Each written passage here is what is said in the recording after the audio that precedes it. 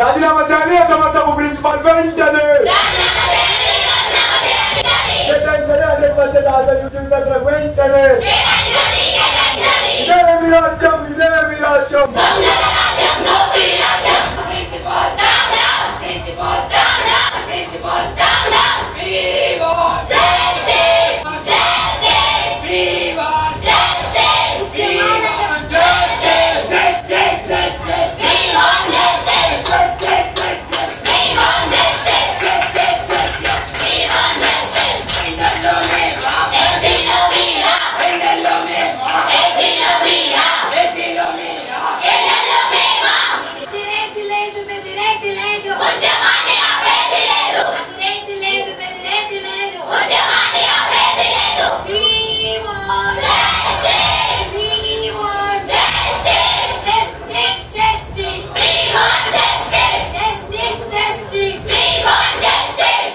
అసలు చెప్పండి ఫస్ట్ మీ ప్రాబ్లం ఏంటి, మరి ప్రిన్సిపాల్ ఏమంటున్నారు? ఇది థర్డ్ డే కాబట్టి థర్డ్ డే కాకు మేము ఇంతకు ముందే మేము స్టార్ట్ చేసాము, అంతకుముందు చేస్తే 19 days దాదాపు 19 days చేసినాం, లెటర్లు ఇచ్చినాం, పెద్ద పెద్ద వాళ్ళ దగ్గరికి పోయినాం. వాళ్ళు లాస్ట్కి 9 days తర్వాత మా బాధ చూడలేక వాళ్ళు 100% యూజీకి అని చెప్పేసి ఇచ్చినారు సర్క్యులర్. అప్పుడు స్టూడెంట్ స్ట్రెంత్ ప్రకారం కొంతమంది జాయిన్ అయినారు హాస్టల్లో. మిగిలిన రూమ్స్ ఏమవుతున్నారో మిగిలిన రూమ్స్ ఏమవుతున్నారో వాళ్ళు ఏం చేసినారు, జూనియర్స్ మేము సీనియర్స్ అప్పుడు మేము ఫస్ట్ ఇయర్స్, వాళ్ళు ఏం చేసినారు మిగిలిన రూమ్స్ పీజీ వాళ్ళకి ఇచ్చేసాడు అని చెప్పినారు. సరే అని చెప్పేసి పీజీ వాళ్ళకి అలర్ట్ చేసినారు. ఇక్కడ ఇప్పుడు రీసెంట్గా 2024 ఈ ప్రాబ్లం 2 years ఏం ప్రాబ్లం లేదు. మళ్ళీ ఈ ఇయర్ వచ్చేసి 217 members అప్లై చేసినారు గర్ల్స్ హాస్టల్కి. అప్లై చేసుకుంటే అందులో 130 మెంబర్స్కి అలర్ట్ చేసినారు. అయితే మిగిలిన వాళ్ళకి ఇంకా చాలా మంది రాని వాళ్ళు ఉన్నారు. వాళ్ళు ఒక్కొక్కరు ఆసిఫాబాదు, ఆదిలాబాదు అక్కడి నుంచి వచ్చిన వారు చాలా. ఇదైతే గవర్నమెంట్ కాలేజా ప్రైవేట్ కాలేజా అన్నట్టున్నది. ప్రతి ఒక్కరికి ఫీజులు వసూలు చేస్తూ ఉన్నారు. డీడీలు పే చేయడానికి సర్క్యులర్ ఇష్యూ చేస్తలేరు. ఏమనంటే ఈ సర్క్యులర్ ఇవి పెడుతున్నారు పాతది 50% అని చెప్పేసి ఈ సర్క్యులర్ పెడుతున్నారు. ఇది పాతది చర్చలకు అని పిలిచి అప్పుడు IAS ఆఫీసర్స్ ఉన్నారు, అప్పుడు ఎడ్యుకేషన్ మినిస్టర్, పాత ఎడ్యుకేషన్ మినిస్టర్స్ వాళ్ళు మాట్లాడి ఇది రిలీజ్ చేస్తే మేము దీనికోసం అని చెప్పేసి మాకు 100% ఇదే కావాలని చెప్పేసి అప్పుడు మేము కూర్చుంటే మళ్ళీ 100% సర్క్యులర్ ఇచ్చినారు. ఆ సర్క్యులర్ మా దగ్గర లేదు, ఇవ్వమంటే ఇస్తలేరు. అయితే అప్పుడు మేము పీజీ వాళ్ళు మాకు ఇక్కడ వద్దు హాస్టల్, మాకు ఓయూలో ఇవ్వండి, మాకు అక్కడ గవర్నమెంట్ జాబ్స్ పడితే మేము అక్కడ ప్రిపేర్ అవుతాం, లైబ్రరీ కూడా మాకు అక్కడ ఉంటుంది, మాకు అక్కడ ఆపర్చునిటీ బాగా ఉంటాయని చెప్పేసి వాళ్ళు లెటర్ రాసి ఇచ్చినారు. ఆ లెటర్ ఇప్పటికీ మా దగ్గర ఉన్నది. అప్పుడే మేము ఎప్పుడైతే ప్రొటెస్ట్ చేసినామో అప్పుడు ఇగో ఇదే అండి లెటర్, ఒక్క నిమిషం, ఇగో ఇదేనండి లెటర్, డేట్తో సహా ఉంది. ఇవన్నీ మేము ట్విట్టర్లో పోస్ట్ చేసినాం. మాకేందంటే ఇప్పుడు మేము ఎన్నిసార్లు కూర్చున్నా కానీ ప్రిన్సిపాల్ వచ్చి సారీ చెప్పిందే చెప్తారు కానీ మా మాట వినట్లేదు. మాకు 100% యూజీ హాస్టల్ యూజీకే ఇవ్వాల్సిందిగా కోరుతున్నాము. యూజీకే హాస్టల్ వచ్చేదాకా మేము ఇక్కడ నుంచి లేవబోమని చెప్పేసి మీడియం ఇక్కడ మేము మనం చేసుకుంటారు. అంటే ఇది ఓన్లీ గర్ల్స్కేనా బాయ్స్కి కూడా? గర్ల్స్కి మాత్రమే. ఇది కేవలం గర్ల్స్ కోసమే. అప్పుడున్న ప్రభుత్వం విద్యాశాఖ మంత్రి గారు కానీ ఐటీ శాఖ మంత్రి గారు కానీ అప్పుడున్న ప్రభుత్వం యూజీకి మాత్రమే అని ఆ హాస్టల్ నిర్మించడం జరిగింది. ఆల్రెడీ పీజీకి ఓయూలో హాస్టల్ ఉంది.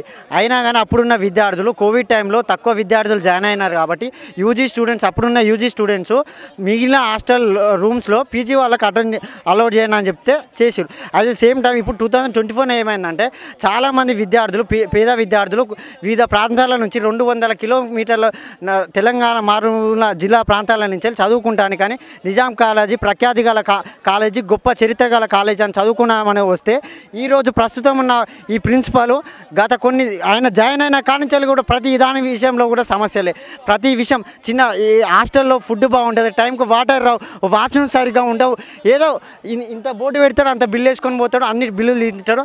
ఆయన వచ్చిన కాంచెలు అవినీతి అక్రమము మొత్తానికి ఆయన తినడము మరిగిండు. విద్యార్థులేమో సమస్యలని వైస్ ఛాన్సలర్కి ఇచ్చారు, వైస్ ఛాన్సలర్కి కంప్లీట్ ఇచ్చారు, అయినా వైఖరి అలానే ఉంది. అప్పుడు ఇలాగే 19 రోజులు ప్రొటెస్ట్ చేస్తే అప్పుడున్న డిప్యూటీ ఇప్పుడు ప్రస్తుత డిప్యూటీ సీఎం బట్టి విక్రమార్క గారు వచ్చారు, ఎన్ఎస్యుఐ రాష్ట్ర అధ్యక్షులు బల్మూరి వెంకట్ గారు వచ్చారు. ఇప్పుడు మేము చెప్పడానికి ట్రై చేస్తున్నాం, బట్ వాళ్ళ అపాయింట్మెంట్ కూడా మాకు లేదు. ఇప్పటికి కూడా మా యొక్క సీనియర్స్ ఆధ్వర్యంలో ఇప్పుడున్న యూజీ హాస్టల్స్ వాళ్ళ ఆధ్వర్యంలో మేము కమిటీగా ఏర్పడి ఇప్పటికి కూడా మా సమస్యను తీసుకెళ్ళి చేరవేసేలా ప్రయత్నం ఉన్నాం. ఇవాళ మేము మా సమస్యను మీడియా కూడా ఓన్లీ సోషల్ మీడియా మాత్రం మా న్యూస్ను కవర్ చేస్తుంది. ప్రధాన మీడియా అయిన ఏ ఒక్క న్యూస్ ఛానల్ కూడా వచ్చి మా సమస్యను ఏ ఒక్క మీడియా కూడా వచ్చి టెలికాస్ట్ చేసే పరిస్థితి లేదు. మేము ఇవాళ మా విద్యార్థుల సమస్య కానీ రోడ్డెక్కితే పోలీసులు విద్యార్థుల కనికరం లేకుండా ఒక్కొక్క విద్యార్థిని నడి రోడ్డు మీద గుంజుకోవడం నానా బూతులు తిట్టుకుంటుంది గుంజుకోవడం జరిగింది. మేము విద్యార్థులమే కదా. ఇవాళ ఏమన్నా అంటే పోలీసులు వచ్చి బెదిరించుస్తారు. ఇదే పోలీసులు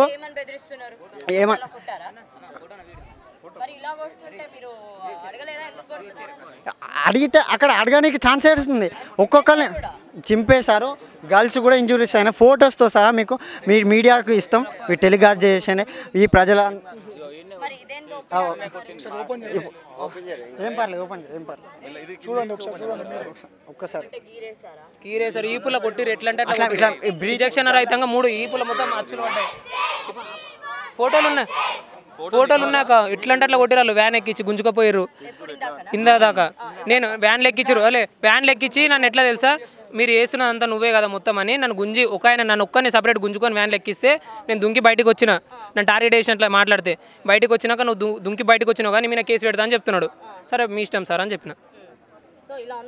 పరిస్థితి ఇట్లా ఉంది. ఎఫ్ఐఆర్ ఫైల్ చేస్తా అంటారు, ఇక గమ్మున కూర్చుంటే ఏం చేయలేదని అనుకుంటారు వీళ్ళు. అంటే మేమేనా అయిపోయింది, ప్రశ్నిస్తే కేసులు. అలాని ఎట్లున్నదంటే మీరు విద్యార్థుల్ని మీరు రెచ్చగొడుతున్నారు.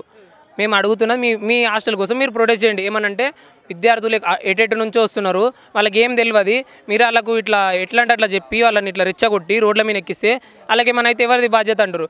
మళ్ళీ వాళ్ళకి హాస్టలే వస్తలేరు కదా సార్, ఉండనికే లేదు. చదువుకోనప్పుడు మళ్ళీ ఎందుకు సార్ నిజాం కాలేజ్కి వచ్చి మళ్ళీ అది వాళ్ళు చెప్తలేరు. చెప్పారు మీరు రోడ్లు ఎక్కకుండా లోపల ఏమైనా వేసుకోండి అంటారు. మేము లోపల వేసుకున్న దానికి కూడా కాలే, పోలీసు వాళ్ళు వస్తున్నారు సార్. పొద్దున్నే మార్నింగ్ ఎక్కినామాక రోడ్డు మీద ఈడ ఉంటే ఎవరు పట్టించుకుంటలేరు. సమస్యను పెద్ద చేయాలంటే ఏదో ఒక మార్గం ఉండాలి. ఇప్పుడు కాదు కొత్త రోడ్ ఎక్కడం అని కొత్తదా, రోడ్ ఎక్కడం కొత్త అంశమా? ప్రతి ఒక్కరు మళ్ళీ రోడ్డు సమస్య తెలియాలంటే ముందు అధికారులు పట్టించుకున్నప్పుడు మేమన్నా పట్టించుకునేలా మేము చేయాలి, అందరికీ తెలియజేయాలి. అట్లా అడిగితే పోలీసు వాళ్ళు వచ్చి మీరు రోడ్ ఎక్కిరంటే మేము కేసులు పెడతాం డైరెక్ట్. ఒకటే ముచ్చట కొడుతుర్రు, గుంపులకు పోయిందాం అన్నట్లు ఇవ్వనంటే అని కొడుతురు. వాళ్ళకి సఖి దొరికింది, అందరం మేము అలా చేతుల కింద అయినాము, ఎట్లాంటి ఇమ్మర దమ్మర గుద్దుతున్నారు. క్రిమినల్ కేసులు పెడతా అంటున్నారు. ఏం చేయాలి?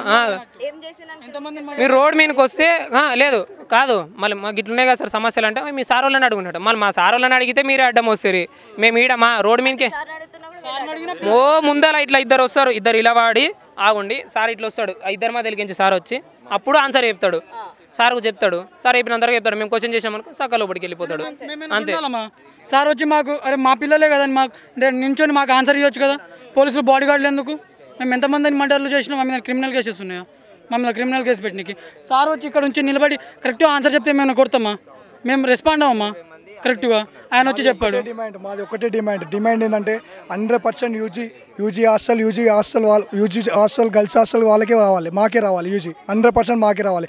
అప్పుడు 50% అన్నప్పుడు 10 days స్ట్రైక్ చేసినాం. 10 days స్ట్రైక్ చేస్తే 50% అన్నారు. తర్వాత 19 days స్ట్రైక్ చేసినాం. 19 days స్ట్రైక్ చేస్తే అప్పుడు ఎక్స్ మినిస్టర్ సబితా ఇంద్రారెడ్డి గారు ఏమన్నారంటే 100% యూజీకి ఇచ్చిన తర్వాత పీజీ వాళ్ళకి ఇవ్వాలని చెప్పినారు. అప్పుడు అంటే మా స్ట్రెంత్ తక్కువ ఉన్నందుకు రూమ్స్ ఖాళీ ఉన్నాయని చెప్పేసి పీజీ వాళ్ళకి ఇచ్చినాం. ఇప్పుడు ఏమంటున్నా అంటే మా స్ట్రెంత్ ఎక్కువైంది. ఇప్పుడు స్ట్రెంత్ ఎక్కువైంది కాబట్టి సెప్టెంబర్లో పీజీ వాళ్ళు వెళ్ళిపోతున్నారు. వాళ్ళు వెళ్ళిపోయిన తర్వాత మా యూజీ వాళ్ళకి మొత్తం ఫిల్ చేసి ఓన్లీ యూజీ వాళ్ళకి అని చెప్పేసి 100% హాస్టల్ మాదే అని చెప్పేసి మాకు ఇవ్వండి అని చెప్పి దానికోసం ఇప్పుడు మెయిన్ డిమాండ్ అది ఒకటే డిమాండ్. ఇండియన్ ఎక్స్ప్రెస్లో న్యూస్ వచ్చింది, ఏమన్నా వచ్చిందంటే ఆల్మోస్ట్ 76 రూమ్స్ 400 యూజీ గర్ల్స్కి వచ్చింది, అందరూ సెలబ్రేట్ చేసుకున్నారని ఇది వచ్చింది. ఇండియన్ ఎక్స్ప్రెస్లో వచ్చింది. ఇండియన్ ఎక్స్ప్రెస్లో వచ్చిన న్యూస్ అంటే తప్పంట, మీడియా చెప్తుంది తప్పని చెప్తారు. ఆ రోజు యాక్చువల్గా ఏమైందంటే ఆయన ఏమనంటే ఓవరాల్గా ఆన్సర్ ఇచ్చిండు. ఓవరాల్గా ఏమని ఇచ్చిండంటే 100% యూజీ వాళ్ళకి ఇస్తామని ఓవరాల్గా చెప్పిండు. రిటర్న్ డాక్యుమెంట్ ఇవ్వలే. ఆ రోజు రిటర్న్ డాక్యుమెంట్ ఇవ్వలే కాబట్టి మీకు రిటర్న్ డాక్యుమెంట్ లేదు కాబట్టి మీకు మీరు చెల్లదని చెప్తారు వాళ్ళు. ఆ రోజు ఆయన జియో ఇవ్వడం మాకు తప్ప ఆయన చెప్పాలి కదా రిటర్న్ ఓరల్గా చెప్పిండు మా సార్ అని మేము నమ్మి తప్పు చేసినాం. ఇది ఇండియన్ ఎక్స్ప్రెస్ మీరే చెప్పండి. ఇండియన్ ఎక్స్ప్రెస్ మేము చిన్న ఛానల్ ఆల్ ఓవర్ ఇండియా చూస్తుంది. ఇండియన్ ఎక్స్ప్రెస్ అలాంటి ఇండియన్ ఎక్స్ప్రెస్ న్యూస్ను ఇవాళ ఒక వైస్ ప్రిన్సిపల్ గారు ఈ నిజాం కాలేజ్ వైస్ ప్రిన్సిపల్ గారు రాంగ్ అని చెప్తున్నారు. ఒక ఇండియన్ అడ్మినిస్ట్రేషన్ ఒక హైయర్ ఆఫీషియల్స్ ఆ న్యూస్ని ఫాలో అవుతారు. అలాంటి న్యూస్ను వీళ్ళు ఫాల్స్ న్యూస్ అని అంటారు. ఒక్క న్యూస్ కాదు, ప్రతి ఒక్క న్యూస్ ఏమి ఇచ్చిందో 100% యూజీ వాళ్ళకే ఇచ్చిందని చెప్పేసి ప్రతి ఒక్క న్యూస్లో ఏదైనా మెన్షన్ చేసిరో అది రాంగ్. ఏదైనా న్యూస్ ఉందో అది రాంగ్ న్యూస్. మేము ఇచ్చింది జియో 100% అది కరెక్ట్ అని వాళ్ళు అంటున్నారు. వాళ్ళ తరపున మాట్లాడింది కరెక్ట్, ఇప్పుడు మా విద్యార్థుల తరపున మాట్లాడింది తప్పని చెప్తారు వాళ్ళంతే. ఇక పోలీసులు వచ్చిన దాకా ప్రిన్సిపల్ అడ్మినిస్ట్రేషన్ బయటికి రావట్లేదు. మేమన్నా తప్పు చేసినామా? పోలీసులు వచ్చడానికి మేము తప్పు చేసినామా? మేము అడుగుతుంది మాది ఒకటి ఏంటంటే 100% యూజీ వాళ్ళకి ఇవ్వాలి హాస్టల్. ఇప్పుడు ఒక్కొక్కరు ఆదిలాబాద్ నుంచి 270 కిలోమీటర్స్, ఒక్కొక్కరు 270-200 కిలోమీటర్స్ ఉన్నారు. వాళ్ళు ఎక్కడ ఉండాలి? అంటే 170 రేడియస్ అని చెప్తున్నారండి. అసలు ప్రీవియస్గా 170 రేడియస్ ఉండేనా? 60 కిలోమీటర్స్ యాక్చువల్గా 60 కిలోమీటర్స్ సెక్యులర్ల నోట్లో మెయింటైన్ చేసి ఓన్లీ 60 కిలోమీటర్స్ అబో వాళ్ళకి హాస్టల్ అందరికీ ఇస్తామని చెప్పేసి అన్నారు. ఇప్పుడు ఏంటంటున్నారు అంటే లేదు 175 ఉన్న వాళ్ళకి హాస్టల్ ఇస్తాం, ఇప్పుడు 60 వాళ్ళు ఉన్న వాళ్ళకి ఇవ్వమని చెప్పేసి వాళ్ళు అంటున్నారు. ఇప్పుడు 87 మెంబర్స్ మొత్తం 87 మెంబర్స్ ఉన్నారు ఇప్పుడు గర్ల్స్ హాస్టల్ లేని వాళ్ళు. వాళ్ళ పరిస్థితి ఏంది ఇప్పుడు? సింగిల్ పేరెంట్ ఉన్నారు, చాలా మంది ఉన్నారు. సింగిల్ పేరెంట్ ఉన్నారు, జాబ్ ఫార్మర్ బ్యాక్గ్రౌండ్. యాక్చువల్గా ఫార్మింగ్ వాళ్ళకి ఎంత వస్తుందండి? కష్టపడితే రోజుకు 300 రూపాయలు వస్తుంది. 300 అంటే నెలకి 9,000 రూపాయలు. ఆ 9,000 గర్ల్స్ ఏంది 6,000 హాస్టల్ ఫీజు బయట. వాళ్ళు అన్ని పోని 8,000 అవుతుంది ఖర్చు. ఆ 8,000 ఆ 9,000 సంపాదించిన దాంట్లో వీళ్ళకి 8,000 పంపించి ఆడ 1,000 రూపాయలు ఏడగడుస్తుంది ఇల్లు? చెప్పండి, మీరే చెప్పండి. మేము గవర్నమెంట్ ఎంప్లాయీసా? వీళ్ళు ఎందుకు వచ్చిరు? సపోజ్ మేము మళ్ళీ హాస్టల్ ఫీజు ఎంత, కాలేజ్ ఫీజు ఎంత 15,000, బయట కట్టుకుంటే ప్రైవేట్ కాలేజ్లో 10,000. ఏం రాలేదండి, ఏం రాలే. సింగిల్ పేరెంట్ నల్గొండ డిస్ట్రిక్ట్ 150 దాకా మా విలేజ్ వరకు.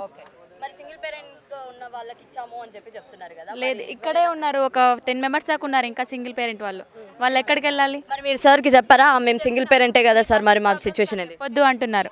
మీ పర్సనల్ ప్రాబ్లమ్స్ మాకు చెప్పొద్దు, మా దగ్గర దానికి ఆన్సర్ లేదు, మమ్మల్ని అడగొద్దు అంటున్నారు. అడగండి మేడం, ఇక్కడే ఉన్నారు 10 మెంబర్స్ దాకా ఉన్నారు సింగిల్ పేరెంట్స్.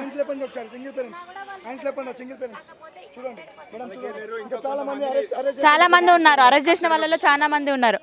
అక్కడ నుంచి మేము రోజు అప్ అండ్ డౌన్ అరెస్ట్ చేశారు. మార్నింగ్ రోడ్ మీదకి వెళ్తే అక్కడే ఉన్నారు సింగిల్ పేరెంట్స్ వాళ్ళు.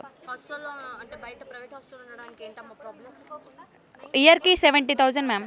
ఈ మాత్రం మేము ప్రైవేట్ కాలేజ్లో చదువుకోలేము. అక్కడ చదువుకోలేకనే కదా గవర్నమెంట్ కాలేజ్లో జాయిన్ అయ్యాం.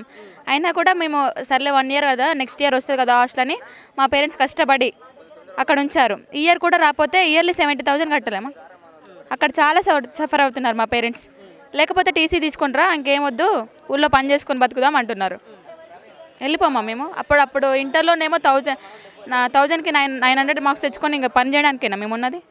టీసీ తీసుకొని వచ్చేసే అంటున్నారు మా పేరెంట్స్. హాస్టల్ లేకపోతే వెళ్ళిపోమా మేము. ఇంకా చెప్పాం మ్యామ్, పట్టించుకోవట్లేదు. కెపాసిటీ లేదు, అది లేదు, ఇది లేదు అని వదిలేసి వెళ్ళిపోతున్నారు. రెస్పాండ్ అవ్వట్లేదు. దాంట్లో మేము ఎంతమంది ఉంటున్నాం? ఆల్మోస్ట్ 500 మెంబర్స్ ఉంటున్నాం. గర్ల్స్ హాస్టల్ ఏంటంటే 4 ఫ్లోర్స్ బిల్డింగ్, దాదాపు 600 మెంబర్స్ ఉండొచ్చు. ఇప్పుడు వాళ్ళు ఏమంటున్నారు 300 కెపాసిటీ అంటారు. 300 ఎందుకు ఉంటుందండి? వాళ్ళు అడ్జస్ట్ అయి ఉంటామంటున్నారు కదా, వాళ్ళు ఉండొచ్చు కదా. పీజీ వాళ్ళు ఏమన్నారంటే మాకు వద్దురో 3 రోజులు ఎప్పుడో 2020లో లెటర్ రాసిరు వాళ్ళు. మాకు వద్దు అని చెప్పి వాళ్ళు లెటర్ రాస్తే వాళ్ళని ఎందుకు ఫోర్స్ కూర్చోబెట్టడం? పీజీ వాళ్ళు మాకు వద్దండి, మేము ఓయూ క్యాంపస్లో ఉంటాం, అక్కడ మాకు లైబ్రరీ ఉంది, స్టడీ సర్కిల్ ఉంది, అక్కడ ఉండి మేము చదువుకుంటామని వాళ్ళే 2022లో లెటర్ రాసిస్తే వాళ్ళను పంపించకుండా వాళ్ళని ఇలా కూర్చోబెట్టుకుంటుంటారు. వాళ్ళని పంపిస్తే వీళ్ళు ఉండరా? ఇప్పుడు కెపాసిటీ లేదంటారు. పీజీ వాళ్ళని పంపిస్తే వీళ్ళకి కెపాసిటీ ఉండదా? ఎందుకు ఉండదండి? సెప్టెంబర్లో వాళ్ళు వెళ్ళిపోయినప్పుడు వీళ్ళకి ఇంకో నోటీస్ ఇవ్వమని చెప్పండి. నోటీస్ అయిపోయిన తర్వాత 100% మాకు వచ్చేటట్టు చూడండి. సో చెప్పండి, అసలు మీ హాస్టల్లో కెపాసిటీ ఎంత ఉంటుంది? అంటే కెపాసిటీ అంటే మేము ఫస్ట్ ఇయర్ అంటే మాకు అప్పుడు హాస్టల్ లేదన్నప్పుడు 2022లో చేసాము ప్రొటెస్ట్. అప్పుడు 50% అని చెప్పారు. ఒక 15 days తర్వాత 50% అని చెప్తే మళ్ళీ మేము ప్రొటెస్ట్ కంటిన్యూ చేస్తే 19 daysకి 100% అని ఓవరాల్గా ఇచ్చారు సర్క్యులర్. జియో అనేది ఏమి ఇవ్వలేరు. ఇప్పుడు ఒక రూమ్లో ఎంతమంది అమ్మాయిలు ఉండొచ్చు? ఇప్పుడైతే మేము యూజీ వాళ్ళం అడ్జస్ట్ అయ్యి 7 to 8 members ఉంటున్నాం. పీజీ వాళ్ళు మాత్రం రూమ్కి 4 to 5 members ఉంటున్నారు. వాళ్ళని ఒక 1 monthలో వెళ్ళిపోతారు కాబట్టి వాళ్ళని అడ్జస్ట్ చేస్తే ఇప్పుడు వీళ్ళు తొందరగా వచ్చేయచ్చు. సో వీళ్ళకి అందరినీ 100% తీసుకోవాలని మేము ప్రొటెస్ట్ కంటిన్యూ చేస్తున్నాం. Okay fine.